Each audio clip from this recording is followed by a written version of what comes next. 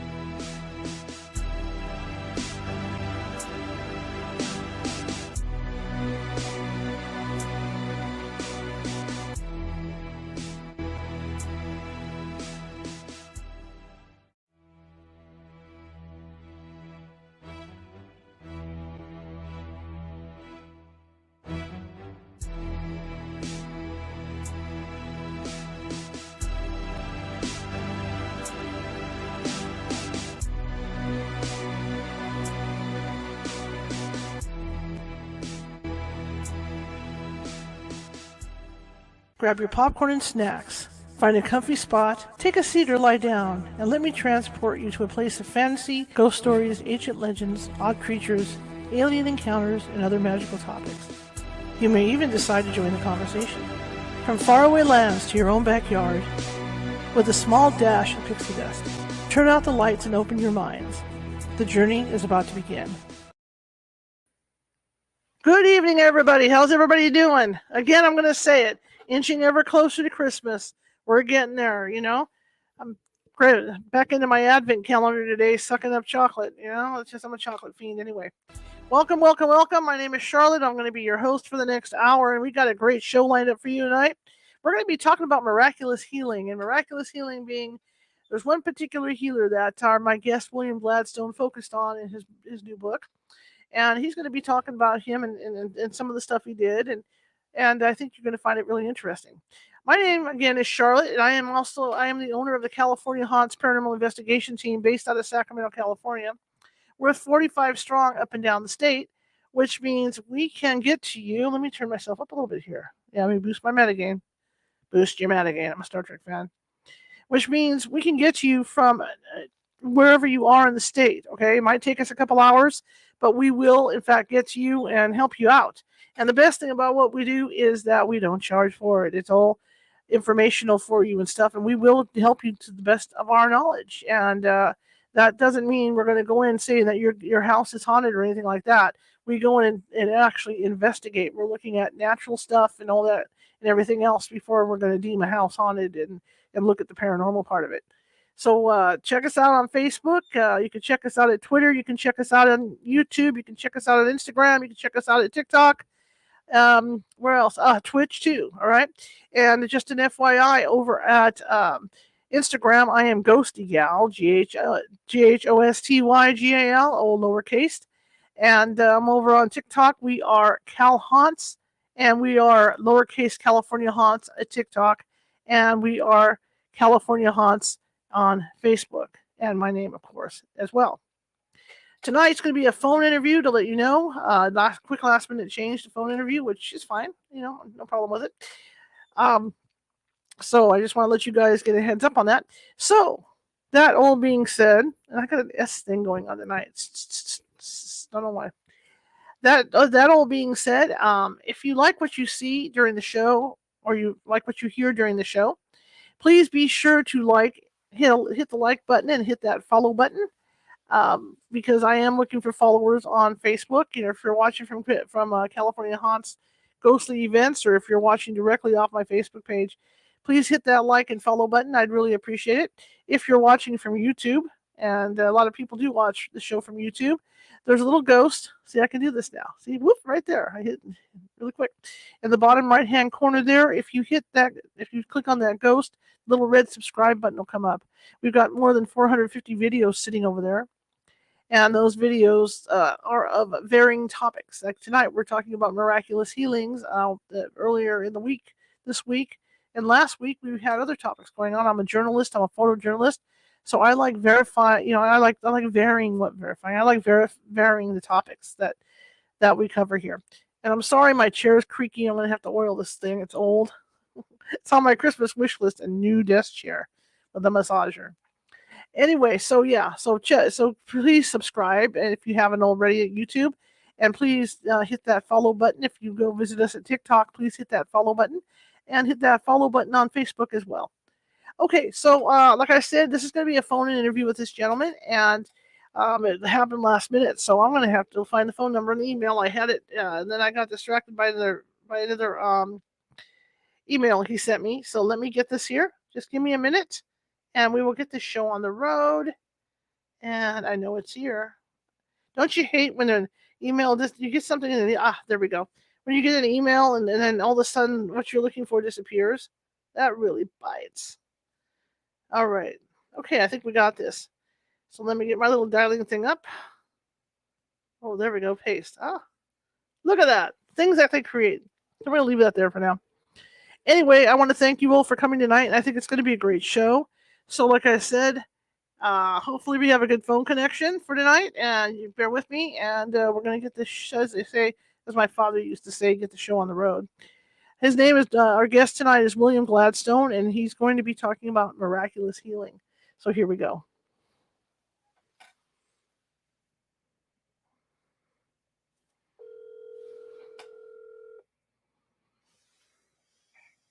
Good evening. Hello, Mr. Gladstone. How are you? Good. How are you? Excellent. Thank you for coming on the show. I'm delighted to be on your show. How many people listen to your show? We're averaging about live about 200 or 300, and then it takes off from there. We end up doing another 500, 600 in the on the RSS feed. So we're going to reach almost 1,000 people. That's wonderful. Yeah. So we're rolling. Tell me. How long do you normally do your interviews? How long? About an hour. Okay, about an hour. We can do this. Okay. Tell me about yourself, sir. Well, I'm a literary agent and an author and a publisher. I have degrees from Yale College and Harvard University in Spanish literature and anthropology with a specialization in medical anthropology. And that's one of the reasons I wrote the book about Master Sha, because he's a alternative healer, and I was intrigued by his success. Absolutely. So tell me about Master Sha. Let's get the nuts and bolts on this thing, because I've read a little bit about him online, but I bet you know a lot more. Yeah, well, he was introduced to me about 15 years ago. He had already been a New York Times bestselling author, and for some reason he felt he needed a literary agent. So I was contacted because I'm the agent behind the For Dummies series, the very successful, started with DOS for Dummies, Windows for Dummies, and then everything. We've sold over 500 million books. So he wanted the same agent that created that series because he had an idea that he wanted to do a series, a healing series. So we met over the phone, and I was intrigued by him. I said, I'm not really sure you need an agent. You got great deals already. But he said, no, I communicate directly with heaven, and heaven says, you know everybody. You should be my agent. I said, okay. And so we started working together, and it's been wonderful ever since. I agented one of his bestsellers, went to a different publisher, Miracle Soul Healer, sold, I think, 350,000 copies, New York Times bestseller. And then he got me involved with other things he's doing. He does calligraphy. He puts his healing energy into calligraphy. So I've helped him market his calligraphy. He also puts his energy into song, what he calls Tao song. So I found a record producer that is going to be releasing his album next month, I think, actually. They're going to be releasing the Tao songs. And, I've gotten to know him very well. And, I did the research and wrote the book about him and spoke with really dozens of patients, some of whom had been basically told by their traditional medical doctors that they better, be resigned to the fact that they weren't going to live much longer. But with Master Sha's intervention, some of them 15 years later are still alive, overcoming cancers and other, major illnesses. So, I'm convinced he's the real deal, and, the world can benefit from learning more about him. Absolutely. Where did he get his training, or did it just come naturally? Well, he was born in China, and he did study traditional Western medicine, which is a great benefit because he understands the human body in the same way that a Western medical practitioner does. But in addition, he studied acupuncture, herbal medicine, Tai Chi, Qigong, all of the traditional Chinese practices.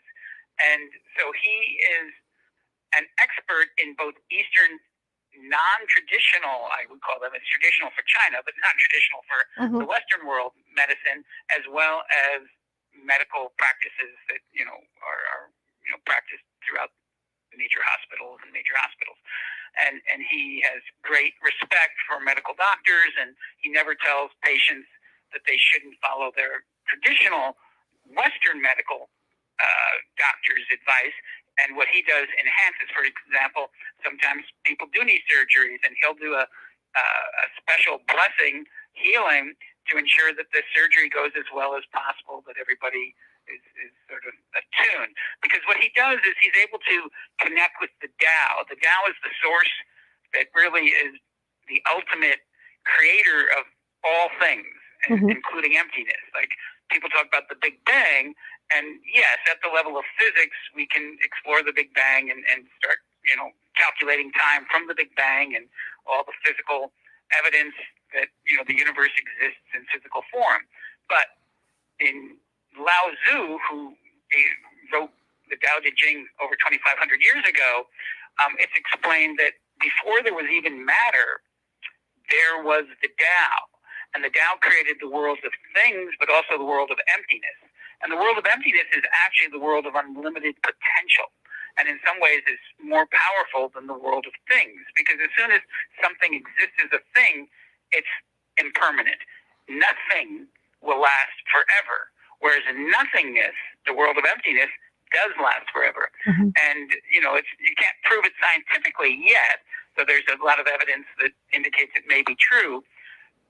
There is a source of the universe which is eternal, which means something existed before the Big Bang, mm-hmm. and something will exist after the contraction, according to recent scientists, and obviously it's speculative, but many believe that just as the Big Bang created the universe, there will eventually be a contraction where all matter in the universe will contract to a single dot, and the universe will cease to exist. That would just be a cycle, and the Tao, the source, would still remain because there's constant energy in both the world of nothingness and the world of things. So that, these are very complex concepts, but they inform Master Sha's teachings and his actual practice. His actual practice is based on being able to access the Tao, being able to access these other dimensions of reality, and mm-hmm. bring the energy of those other dimensions to the dimension on Earth in which people get sick and, experience, all the ups and downs of being a human being. Interesting.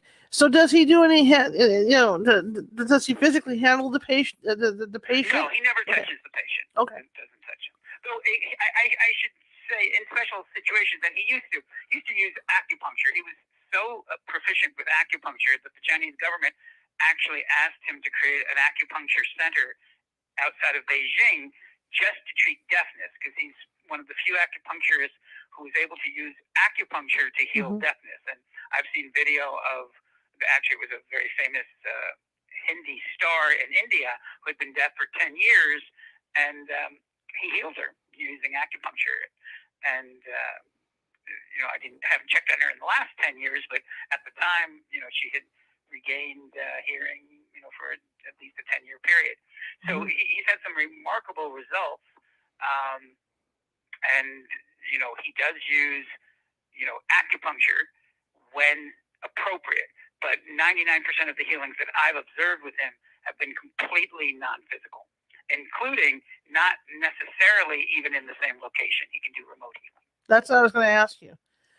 So he does remote viewing, and how does he do that? Is he doing that via Skype or stuff like that, or is he just meditating? He can do it. Yeah, he doesn't need to necessarily see you to do it. That's always nice. But he can just do it, over the phone. And his most popular technique right now is just through calligraphy. He'll speak with someone and find out what's wrong with them, and create a calligraphy, and then send that calligraphy to them, and they trace the calligraphy. Mm-hmm. And by tracing the calligraphy, they recreate the energetic of the healing that he has put into the calligraphy. And I didn't believe this was possible, but people in my own family, including a stepdaughter who had cancer, used this calligraphy in this way and had remarkable healing. So it defies explanation from a traditional scientific perspective, mm-hmm. but these healings are real. Talking about the calligraphy, I do have a friend that does healings, and she does something similar. She's Vietnamese, and she will send me stuff occasionally because I have a bad back and stuff, and she will send me Vietnamese writings and stuff, for me to copy like that. I have another client who is Korean who also uses calligraphy. Her father was head of a monastery in Korea, and her father was a lama as well, and did calligraphies and used calligraphies. The use of calligraphies in Eastern cultures is well established going back thousands of years. And it's interesting because from Master Sha's perspective, the Tao cannot be seen, heard, or touched. The Tao cannot be found in a mountain. It cannot be found in a lake. But the energy of the Tao can be placed in a calligraphy. And if you look at the tradition of calligraphy, the emperors of China had their own calligraphers. And the last living calligrapher who was trained by the last calligraphers of the last emperor of China actually chose Dr. Sha to teach him the one-stroke technique, which I believe he is perhaps the only one-stroke calligrapher on the planet. He's certainly the only one-stroke calligrapher who also has the training in accessing the energy of the Tao. So his calligraphies are unique, and his large calligraphies actually sell for as much as $1 million. Wow. And there's been 4 or 5 recorded sales at that price. So, someone who's able to access Master Sha and receive a calligraphy, and his pricing is much less for individuals, in need, Right. is fortunate indeed, because the calligraphies do have extraordinary energy. And he also has other techniques that don't seem possible, but are proving effective. He now has perfected Tao water, where he puts the healing energy into water, and he can do this remotely, and people drink the water, and remarkably, there's been hundreds of testimonials of people just by drinking the water, which has the Tao energy in it, have been able to overcome many issues, eye strain issues, back pain issues, and many even more severe conditions. How old is he? He's in his mid-60s. Okay. But he has the energy of a much younger human being. I mean, I've been on calls with him that have gone on for as long as 6 hours of teaching. And, he has as much energy at the end of 6 hours as he did at the beginning.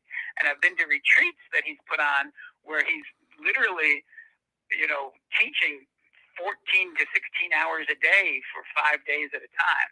I mean, he's almost like a child in that his enthusiasm when he's teaching, he forgets all about time and just, as he says, I can't stop myself. He's so dedicated. When you say teaching, what do you mean by teaching?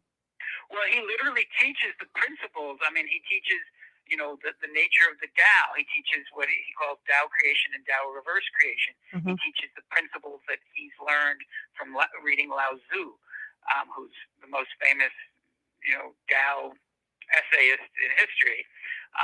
He teaches, other techniques. He teaches Tai Chi. He teaches healing chants. He teaches song. He teaches movements. So he's always teaching. He above everything else. I mean, the very first time I met him face to face, it was at an event he was doing, and he was teaching. And he uses a clipboard, and he's just a very good teacher. I went to Harvard. I went to Yale. I know good teaching. Mm-hmm. Master Sha is among the best in every aspect of the teaching. He's very dedicated, and he's selfless in his teaching. He just wants people to understand, because it's always going to be better if you understand the techniques that he's teaching, and not just for your own personal health, but in terms of your ability to become a healer yourself. That's really what got my attention more than anything else. I had done books about other, very accomplished healers, John of God, other people. I'd done a lot of study of Edgar Cayce, but I had never met anyone who was able to train other people in his technique, and that they then were able to go out and heal. And in my book, Miracle Soul Healer, I interviewed about 10 of his top teachers, and I've been able to confirm that these teachers have also had incredible success using Master Sha's techniques, and have healed, very grave illnesses, including cancers. At what age did he realize he could do this? Well, I do in the book go over his early life. When he was 6 years old, he was walking by the river in his little town in China, and a woman was coughing very badly, and he said, how can we help this woman? And his mother said, well, we can give her some tea and some herbs, and that's going to help. And it really was at that age, that young, that he decided he wanted to help humanity and help his villagers and become a healer. A few months later, he was in the park, and there was a Tai Chi class going on. And even though he was only 6 or 7 years old, he went up to the Tai Chi teacher and said, Master, I must learn Tai Chi. Will you teach me? The man looked at him and said, you're too scrawny and young. You're not ready. But he went back every day, for a week. And finally, the teacher relented and asked the parents, and the parents said, sure, you go ahead and teach him. And so he started learning Tai Chi, and then starting everything else, the herbal medicine, and all these other traditional Chinese remedies. And so I don't think it was a conscious decision. It was just something that he was born to do. If you follow his belief system, I think he would say that he was reincarnated because he believes in reincarnation, and he was reincarnated to be a healer. He's also received so many accolades. He's considered the 573rd lineage holder of Pan Zu, who was Lao Tzu's teacher. So, the Chinese have their own way of recognizing genius. It's not the same as, like I've also looked at the Dalai Lama, for example, and, the Dalai Lama is believed to be the reincarnation of his former lamas. And, there's different belief systems in the East than we have in the West. And I was a complete skeptic. I mean, as an anthropologist and a scientist, I never believed in reincarnation. I still have different opinion about the true nature of reincarnation, but I certainly respect that, many people do believe in reincarnation. And for Master Sha, it's an essential part of his teaching because he believes in karma, that when you are ill or when you have a life crisis, it's probably a result of karma. And what's interesting is it's not necessarily your direct karma from this lifetime. It could be actions you took in the past, which created the negative situation you're experiencing in this lifetime. I still have issues with that because it seems to me it's not really fair. Why do we get punished for something that we did in a past life? But I've become less skeptical because it's effective. I mean, he does approach healings as healing the soul, and so for him, he reads the past lives of people, and that's part of what he's doing. And because of that, in certain instances, he is not able to heal. He just says, no, their karma won't allow it. They did something very bad in the past life, and this is their destiny, and I can't intervene. So, he follows his own belief system very strictly. In a way, I can understand his beliefs because I know I've heard from others who have said that once you pass away and you want to come back to the earth, you make choices for yourself as to how you want to live your next life.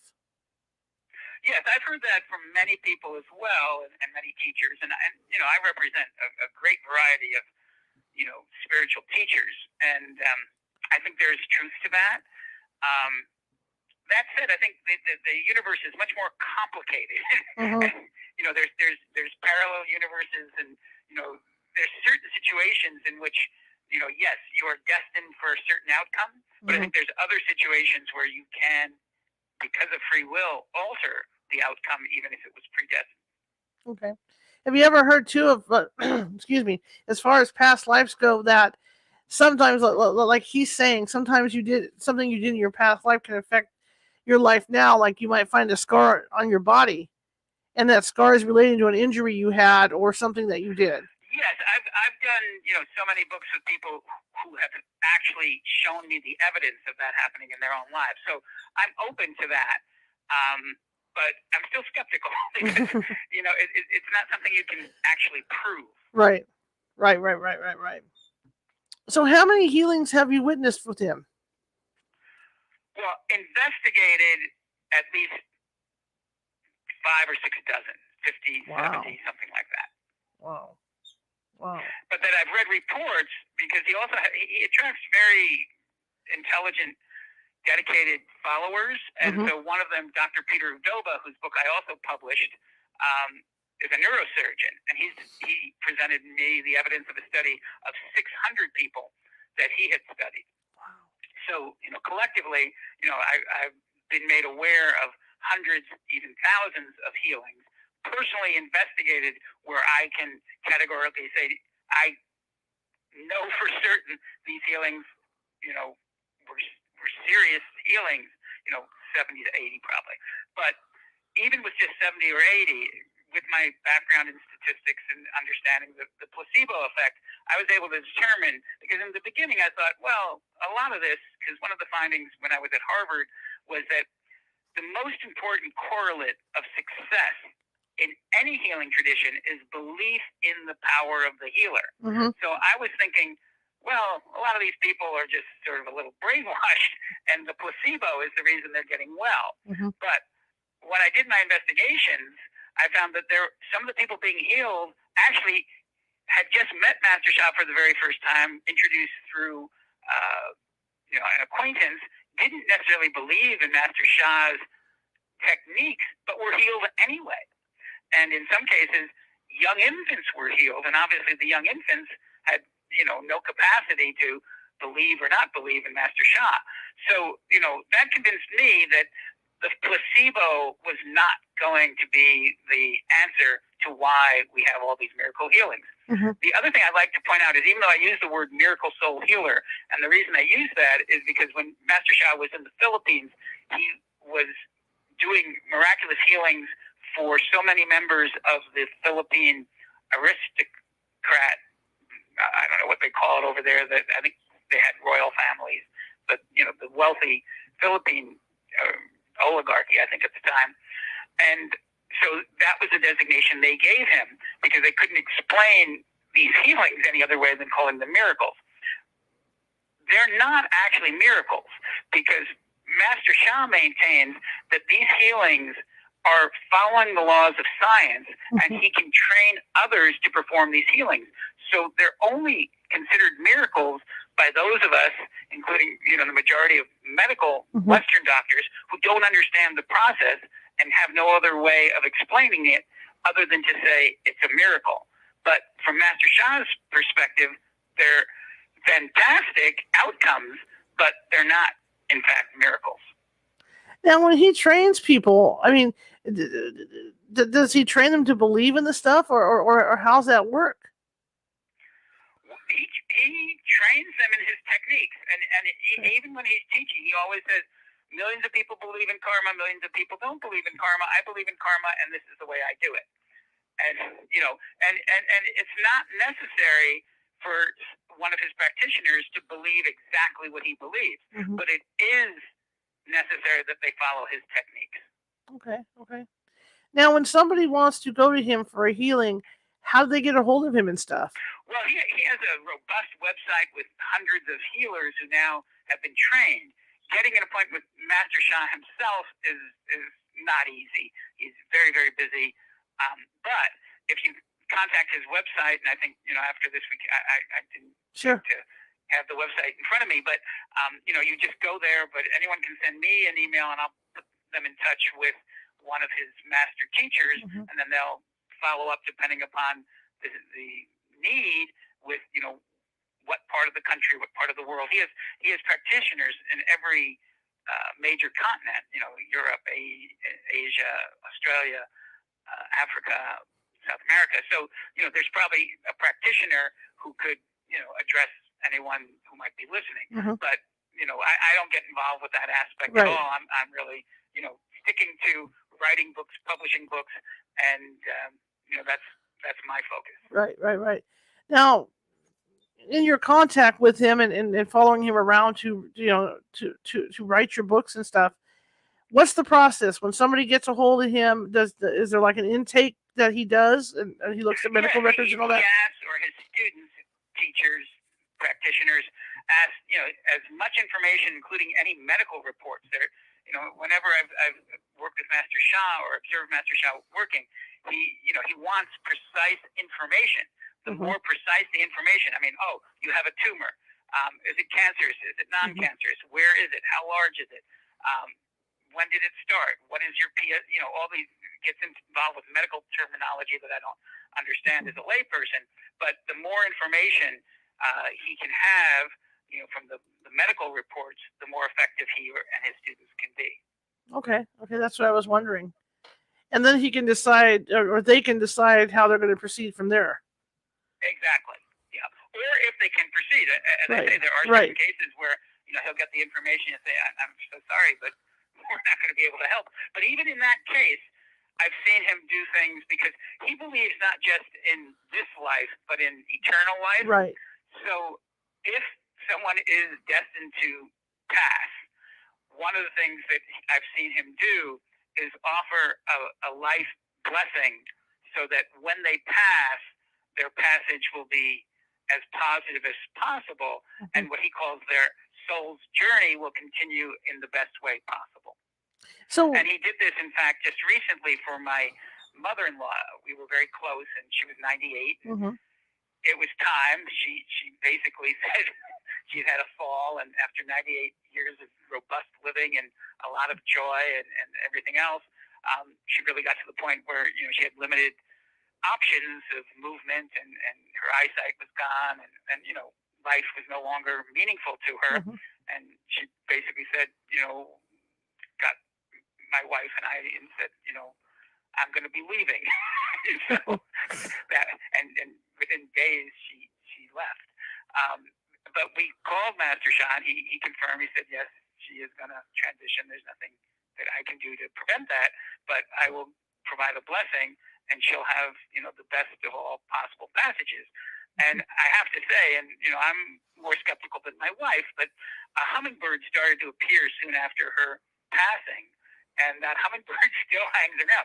Hummingbirds are notorious for not wanting to be around human beings. Mm-hmm. This hummingbird flies into our house. I mean, so maybe it is the spirit of her mom. I don't know, but she certainly seems to be a happy bird. So I'm assuming Grandma's doing great on the other side. That's true. So unlike a lot of healers, then unlike a lot of healers that have one technique, he uses several different techniques then. Yes, he does have many different techniques, though I know that he has been focused so much on the healing power of calligraphy that he feels the calligraphy is the most powerful. But he does do Tao water, he does do Tao song, and he does do some of his previous techniques. When I first met with him, he had this say hello technique, which was basically so simple. I wrote about it, and it's in the book, the Miracle Soul Healer book, and it's so simple that you say, this can't possibly work. I tried it, and it worked. He has forgiveness practices. He has so many practices that are so simple that anyone, even if they're not able to make direct contact with Master Sha, can just pick up the book and use these practices, and even pick up my book. But Master Sha is finally getting ready next year to do the equivalent of the 4 Dummies book series for healing. And he did do 2 books last year. The first one was for back pain. You can get it on Amazon. I noticed you said you had a little back issue. With the back pain book, and this is true story, it defies belief. We're very good friends with Queen Diambi of Africa. She's a wonderful friend, and she was visiting, and she had been at an event with Deepak Chopra, and there had been a small car incident where she had her back thrown out, and that happened about 6 months before she was visiting with us, and her back was still hurting her. And I said, oh, I just have this new book that Master Sha did. Here, it's all about back pain. You don't even have to read it. Just take the book, lie down on top of it, and put it where your back is hurting. And she did that. And after 20 minutes, the back pain went away, and she still is without pain. So sometimes just having the calligraphy, because there's calligraphy on the back cover of the book, and it's specifically designed to treat back pain. So, it may not work for everyone, but if you have back pain, it's a good, it's $20 for the book. What do you have to lose?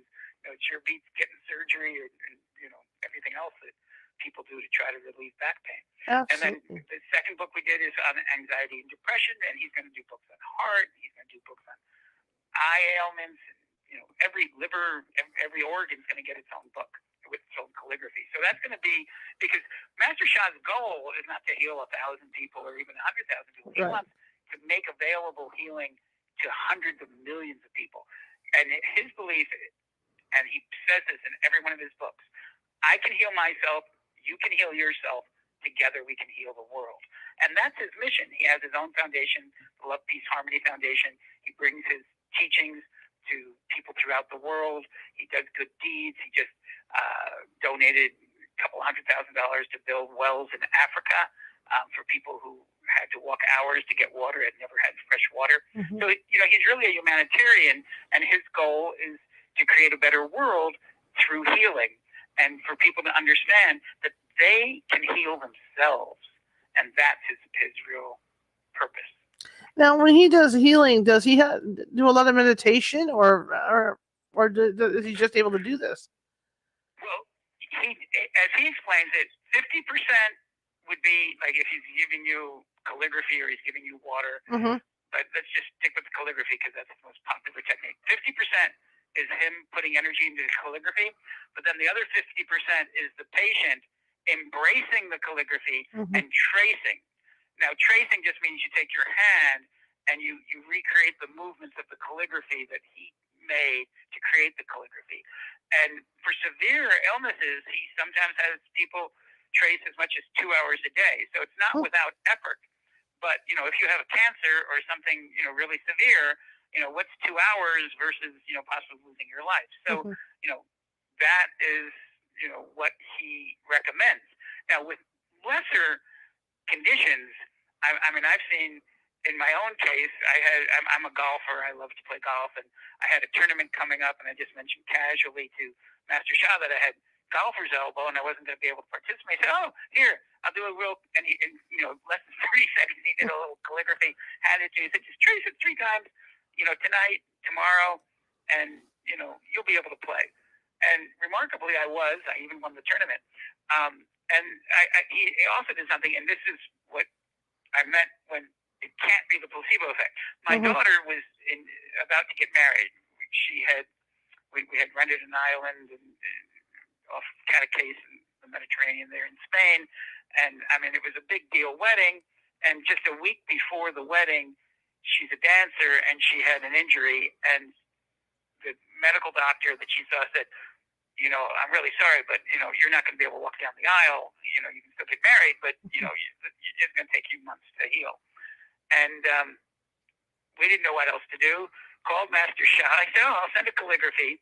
Got there, we freighted it over and got there 3 days before the wedding. And she just traced it for 3 days. I don't know, not a lot of time because she was busy preparing the wedding, maybe 20 minutes each day. I don't know. I didn't ask her exactly how long. And for me, this is as big a miracle as anything else. Not only did she walk down the aisle, she danced till 4 in the morning on her wedding. Wow. So, you don't necessarily have to spend a lot of time to be healed. It really depends on your condition and the situation. And I would think belief too. If you believe in the healing, in the healing that he's doing. But this is why. But in this case, my daughter didn't necessarily believe in it. She just was desperate. She said, "I'll try it," but she didn't actually believe it was going to work. But it worked anyway. Wow, that's really cool. Yeah, she had no prior contact with Master Sha. Had never read any of his books, and she just did it because she was desperate. And I said, "Tara, you got to try it. I mean, what else are we going to do? I mean, I'm telling you, you can't even walk down the aisle, see if it'll work." And it did. And how many people do you think he's trained? Oh, 500 to 1,000 at least. Wow. That's incredible. And that's why, I changed this is a revised edition. I wrote the first edition about 15 years ago, and it was called Dr. and Master Sha, Miracle Soul Healer, Exploring a Mystery. And I changed the subtitle. It's now Documenting a Legend, because for me, it's still a mystery, but more importantly, this is a legendary healer. He's going to go down in history as, or greater than, Edgar Cayce, who's probably the most famous healer in history. I really can't imagine anyone surpassing the impact as a non-traditional healer that Master Sha is having on the world. So to me, he's really worth investigating more. I hope other people, even more skeptical than I, do studies of him, because I really think this information can be very beneficial to millions and millions of people. Absolutely. And going back to his history and getting started and everything, how long did it take before people started realizing that he could do this and they started coming to him? Well, he's an overnight success that took 30 years at least. He started in China. He got great renown in China, as I mentioned, for the acupuncture. They offered him, this big position in his own hospital. He said, "No, I really want to travel and explore." And they, allowed him to go to the Philippines. And in the Philippines, he was a big success. Right. But then he was motivated to go to Canada. He wanted to go to Canada, and he was able to go to Canada. And while he was in Canada, he discovered his own teacher, Dr. Gao, and there's a film about Dr. Gao. Dr. Gao was also a miracle healer. This was before Master Sha realized that he had those similar abilities. And he studied with Master Gao in China for 7 or 8 years and received, some of his abilities from Dr. Gao. Then he came back to Canada and started very, very humbly. His first lecture, only one person showed up. Wow.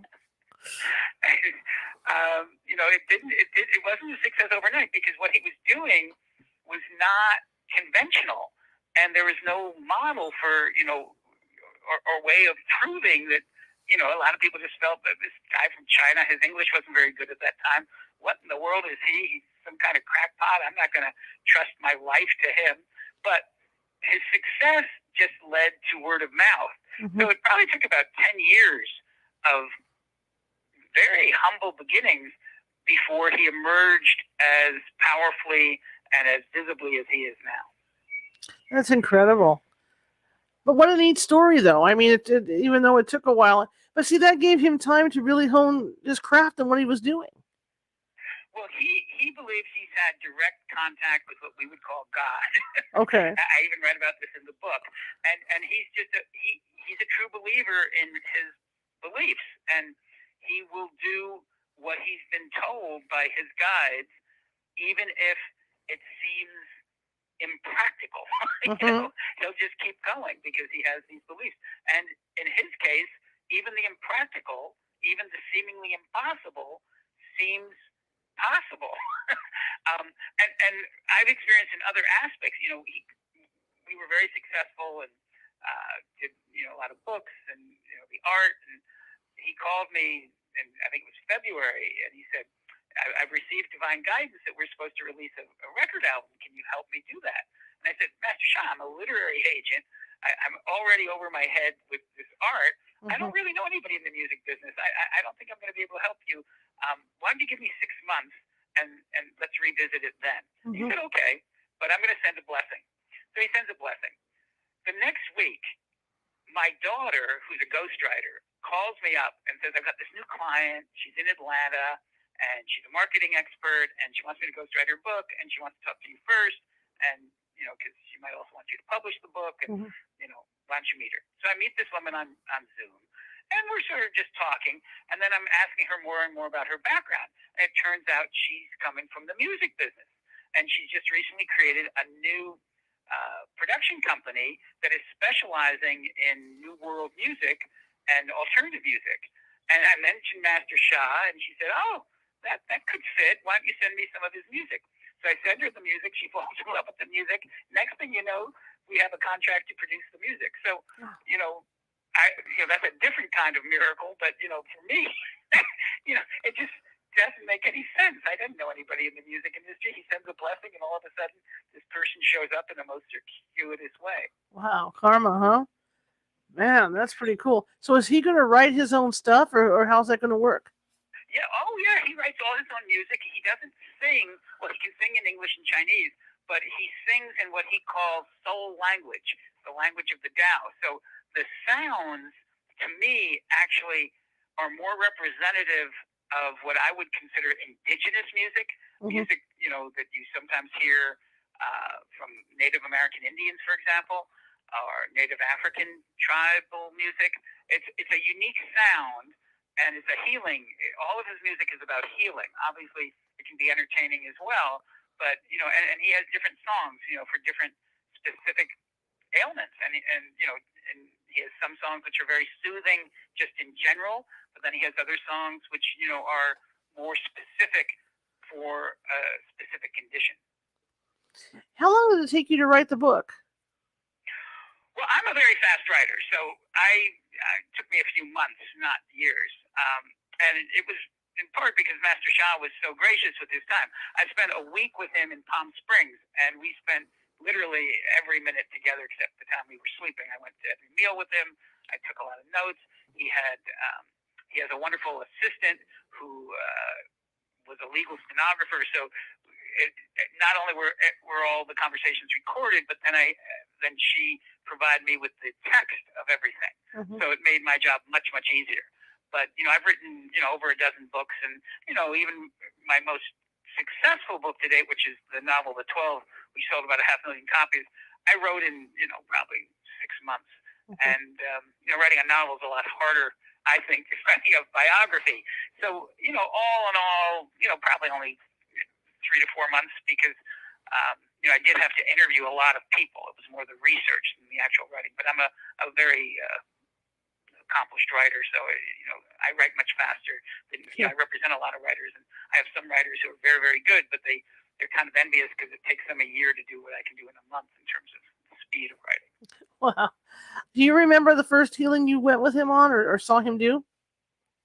Yes. It was in, I think, Salomar, Northern California, and he healed someone from cancer the very first time I saw him. Wow. And how did he do that one?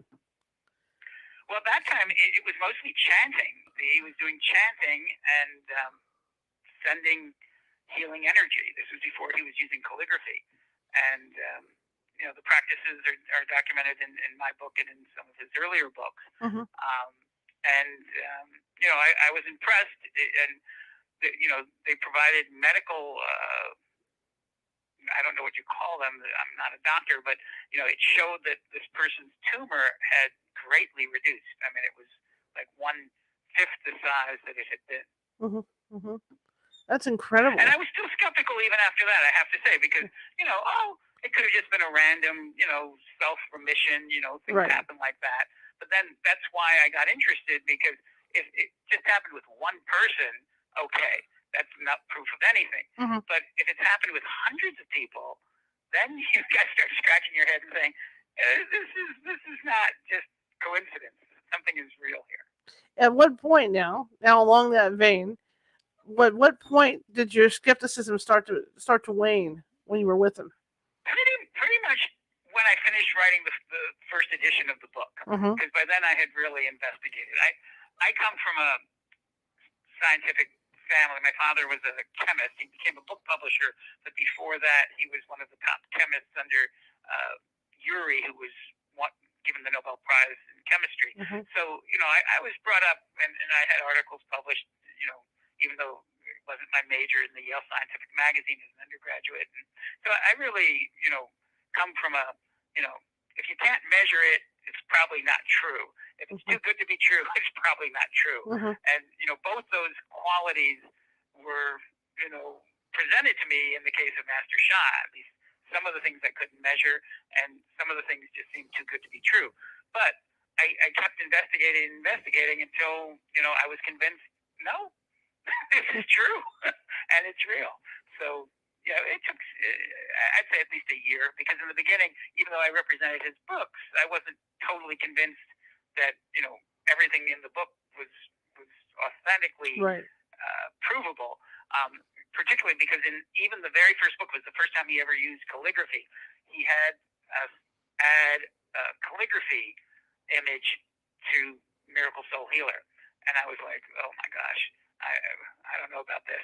But at a conference, I was at a conference, Author 101. I was one of the main speakers at the time.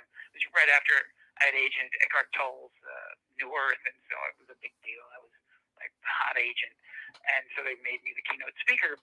And I had just agented Master Sha's book, so I held up a copy of the book, and I mentioned it to the audience. And after I got off the stage, a woman came up to me and explained that she was an empath and a healer herself, and that she had opened the book to the calligraphy, and she could feel the energy coming out of the calligraphy.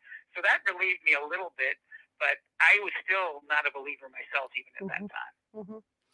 So, which healing stands out the most to you that he did while you were observing? Well, I mean, the ones that are closest to my family are the ones that stand out to me the most. I mean, my stepdaughter was, told she had breast cancer, stage 4, and they would have to, operate. And so, Master Sha gave her calligraphy, and, she was already scheduled for the surgery, so she went in and they, cut her open and told her, well, we don't understand. We can't actually find the cancer now, but we still have to be concerned because it could come back. So they did the, I don't know, I guess you call it a mastectomy, and we'll have to monitor to see how you do. So it's been 7 years and there's no sign of cancer. Wow, So, wow. Again, if it was just that one incident, you could say, it's just lucky. Right. Remission, spontaneous remission. But because it's one of several, that has much more significance to me than, but others I've seen are significant as well. But, they're with people that, I met briefly and, I know they feel the impact of those healings has changed their lives, but it doesn't impact me the way someone in my own family getting healed does. Absolutely. So now, when he talks to someone, and figures out what he wants to do, how does he decide on the technique that he's going to heal with? Well, he confers with the source. That's sort of his secret sauce. He is a Tao master. Of every compliment you could give him, calling him a Tao ground master would be, in his mind, the highest compliment he could ever receive. The ability to meld with Tao.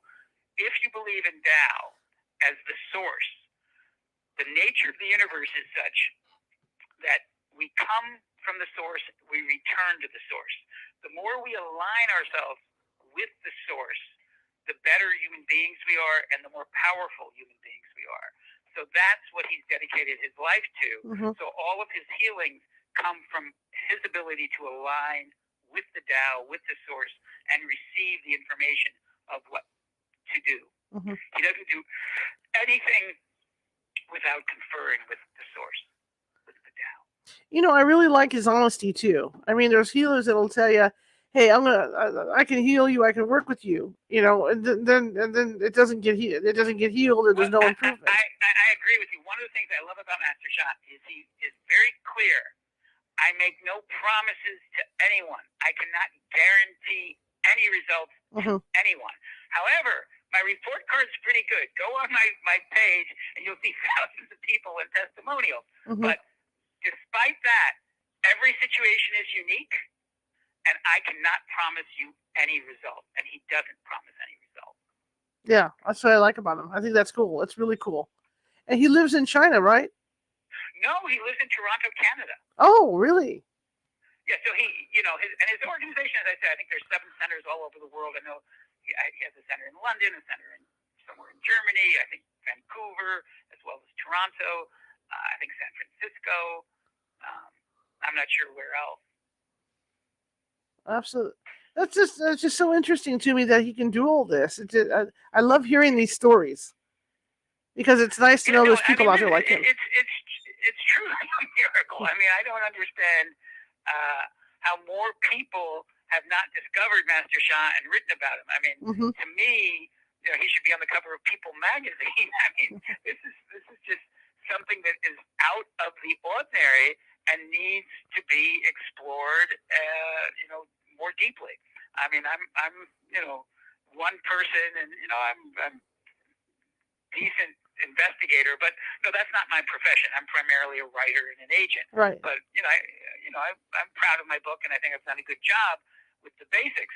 But I'd love to see somebody who's even more rigorous, go in there and start kicking the tires and finding out even more information, and maybe aligning Master Sha's explanation of what he's doing with sort of explanations from traditional scientific perspectives, because there still is, I mean, science is changing. I represent Dr. Gary Schwartz of the University of Arizona, and I represent and work with, Dr. Irvin Laszlo, with Greg Braden, other what I would call cutting-edge scientists who are talking about post-materialist science. And post-materialist science is where people start looking at principles that defy just material proof. So I think that science is moving in a direction that is at least supporting from a logical perspective Master Sha's own belief system and explanations. But I'd like to see more of that. I'd like to see more of a unification between science, traditional science, and Master Sha's, what I would call spiritual innovations.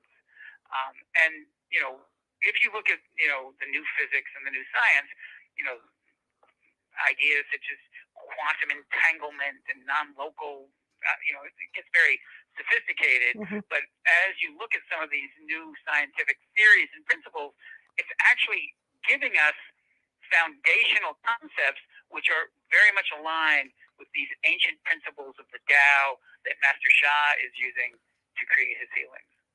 So knowing him as well as you do, what is his goal with all this? His goal is to create a better universe. He doesn't even limit it to Earth.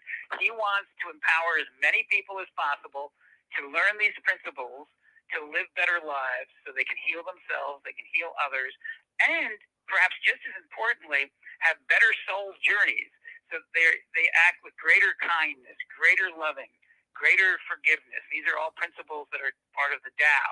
And these are really the principles that he would like to see more universally embraced. There's too much greed, there's too much ego, there's too much materialism in the world today. This planet has enough in terms of resources to take care of everyone. But we're not dividing the resources properly. We're not making the right decisions. Mm-hmm. The problem of pollution alone. I mean, it's not just climate change. That's one issue. And, I'm an optimist. I think, we will have fusion and other bio, whatever, destructive energy sources. But, it's not just that. It's really changing human consciousness so that human beings understand, first of all, that we're all part of a single consciousness. Mm-hmm. We're all part of this Tao. We're all part of the same source. And if we understood that, when we look at each other, we'd be more likely to see what unifies us. It would be more like, well, I'm an arm cell and you're a leg cell. You're not really my enemy. You're just a different cell, Right. And we're all part of the same body. And that is true on a very cosmic level. So I think Master Sha wants to see people embrace the humanity that unifies us and pay less attention to the issues that separate us. Absolutely. Now, again, knowing him like you do, what do you like the best about him? I like his energy and his sense of humor. He's always laughing and making jokes, but it's the energy. It's the innocence. There's an innocence. It's a childlike innocence. He is so enthusiastic, so eager to help others, so eager to share his knowledge. And he's so real. I mean, there's no act with him. He's consistent. I've seen him get angry. He's a human being. He's not trying to be a saint. He's a real person, and he's a very dedicated person. And I think he's a wonderful model, not just as a healer, but just as someone, that we can all look up to. If you dedicate your life with the same passion and energy that Master Sha dedicates his life, you're going to be successful in anything you do. And I think that is probably ultimately what most attracts me to Master Sha. Absolutely. Last question for you, sir, and I ask this of everybody. You're standing on the main street in Las Vegas on the Strip, and you got your book about Mr. Sha, but there's other people out there with books about healers as well. How do you get people to read your book? Well, I've actually agented the books by some of the other healers, and I want you to read their books too. For example, I agented Kimberly Meredith's book, Awakening to the Fifth Dimension. Go get that book. It's a great book. And the other books by other healers, some of them may not be so good as others, but I'm sure most of them are good. So it's not a matter of I'm in competition with anybody else. Right. But I think that if you're interested in healing, reading this book, Miracle Soul Healer, documenting a legend, is going to be insightful and helpful to you, whoever you are, whatever your belief system. And I think that you will benefit from reading the book. And the way I've written the book, it's a good story because it includes my own story of discovery, how I met Master Sha, a little bit of my background. I have a really amazing life. I was a researcher for Rod Serling in Search of Ancient Mysteries, cool. Out of Yale. And, I have little stories throughout the book. And then, in addition to that, you get the stories of some of the wonderful people who have worked with Master Sha, some of his student teachers. And then you also get the stories of some of the people who came to him for help and how it changed their lives. So it's a very inspirational book.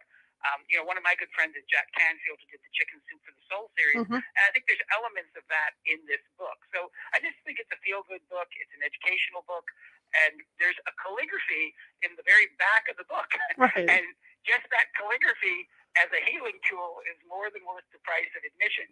So, I think if I were in Las Vegas and there were 40 other authors there, each with their own book on healing, I think I'd do pretty well out of the 40 because this book is pretty special. Absolutely. How can people find you, sir? Well, I have to confess, even though I'm the agent behind the Four Dummies book series, I'm still pretty much a technical dummy, so I don't even know too much about my websites. I think that there's WilliamGladstone.com, which is my book site. There's also Waterside-Productions.com, which is my literary agency site. And I think there's ways, if you go to those sites, that you can get hold of me. I don't give out my personal email because I get hundreds of emails a day and need to be a little cautious. I actually answer all of my own emails, which people tell me I shouldn't be doing. But I'm here also to help people, and we're very proud of what we've been able to accomplish as a literary agency. Our motto is we're here to help authors and publishers create and distribute books to create a better world. And I know we're doing that, and it's very satisfying. And I just hope all your listeners get a chance to visit one of these websites or go directly to mastersha.com. That's SHA, I think, and learn more about Master Sha, learn more about Waterside. I know we're also having a promotion. We made a film, Tapping the Source, where some of these principles are also explained. We're doing Tapping the Source summits with Dr. and Master Sha. But in the Tapping the Source film, and I think it's tappingthesource.com, we have over 100 celebrities that we interviewed, and we asked each of them what was their connection to the source and how did they maintain it. And the answers are fascinating. People like Mariel Hemingway, Michael Beckwith of Agape, several billionaires. So, we're here to provide information that will be helpful to others. Well, thank you so much for coming on. I really appreciate it. And we'll have to get you on, after he gets his record deal going, we'll have to get you on. Okay, we'll get the music on. There you go. All right, sir. Well, thank you very much and have a good holiday. You too. You too. Bye-bye. All right. Well, that was very interesting to learn about Master Sha. And if you are interested in this stuff, I have information for you, for websites and all that good stuff. And you can, I even have the website for that, for that healing documentary. Anyway, tomorrow night is Nancy Matt's night. I'm really blowing my doors open today. Tomorrow night is Nancy Matt's night, and we're going to be having kind of different topics tomorrow night. We're going to be talking, and this is something, with my paranormal group, what we do when we go out to ask people, and we do our preliminary investigation, which means we ask questions while another investigator walks around and gets readings on the house and different things that we need to get, or the building. One of the questions we always ask is, do you like horror movies? Do you like the horror TV? Do you like ghost hunting TV shows? Do you like ghost hunting movies, horror movies and things like that? And if they say, yeah, I like that. The questions that we always ask is, well, how does what's happening in your house or business relate to what you see on the screen? That's one of the questions we have. So Nancy and I are going to be talking about something similar to that, in that we're going to be focusing on two movies that I chose. I chose The Sixth Sense and The Others. And we're going to be talking about that and how that has an influence on people. How those movies have influenced people. And, in some cases, it's influenced people in the thinking that what's going on in their house are similar things. So we're going to be talking about that tomorrow. So it should be an interesting conversation with Nancy. So that's the update for tomorrow. That'll be 6:30 p.m. Pacific, or the usual time. I want to thank everybody. Again, if you're watching from YouTube or Facebook, please hit that like and follow button on Facebook. YouTube, of course, hit that subscribe. Hit that little ghost. There he is down there. Hit that little ghost and do subscribe, because we're doing videos Sunday through Friday. every week. And so there's a different topic every night, and it may not be paranormal. It could be something like this, or it could be maybe spousal abuse or some other topic, but we're always doing varying topics. So, there's a lot to look for, especially over on our YouTube page. We also have a radio web page at CaliforniaHauntsRadio.com that you can check out as well. And I'm almost done getting all that together. I'm going back through our Blog Talk shows and posting those on there as well. So you can go back all the way 15 years into our archives. 15 years, that's a long time. Anyway, thanks everybody for coming tonight. I really appreciate it. If you like the show, share it with 5 people. If you hated the show, share it with 5 of your enemies. We are equal opportunity here at California Haunts Radio. I want to thank each and every one of you for coming tonight, and each and every one of you who listen to the podcast, each and every one of you that visit, Facebook and YouTube and all the other sites to see what we actually have going on. I want to thank all of you, for visiting those places and supporting us. I really appreciate it. I really do. If you would like to if you'd like to get a special reading this weekend at 3 o'clock at 3 p.m. Pacific, Nancy Matz is going to be doing some special holiday readings at a reduced rate, 5 minutes for $12. It's a pretty good rate, actually. And you can ask any question you want, anything that comes to mind that you want to find out about. Maybe 1 or 2 questions you could squeeze in that time. The way to do that is either go to the California Haunts Meetup site, just type in California Haunts Paranormal Investigation Team Meetup. You can sign up over there. Or you can do that from Facebook. It's listed as an event over on Facebook, so check out Facebook events. Or you can just simply go to Venmo and type in California Haunts at Venmo, and it'll pop you right over the page. You can sign up at Venmo, and I'll know, and then I'll send you a link to the event because it's going to be here on StreamYard. And what happens is after you get your reading, I'm going to send you a copy of that reading. Okay, you'll get a video copy of the reading. Or audio if you prefer, depending on what your preference is.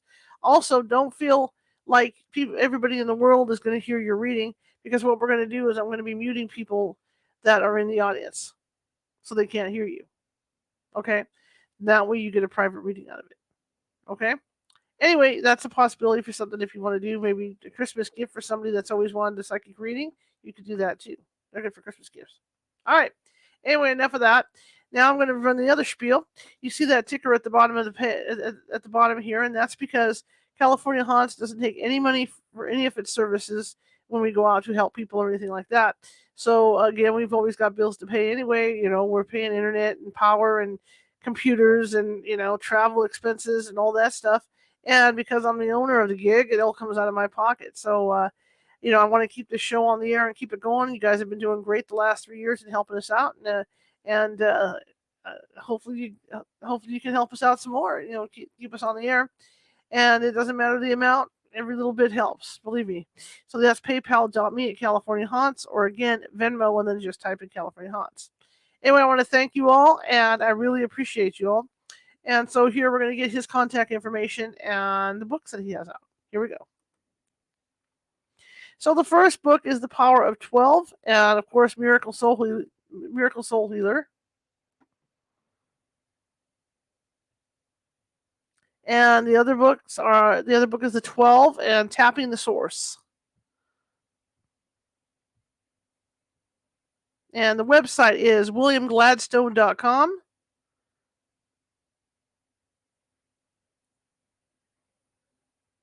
And the video is tappingthesource.io. That's what I found. It might be tappingthesource.com. So check out both those addresses. And of course, the books are available at Amazon.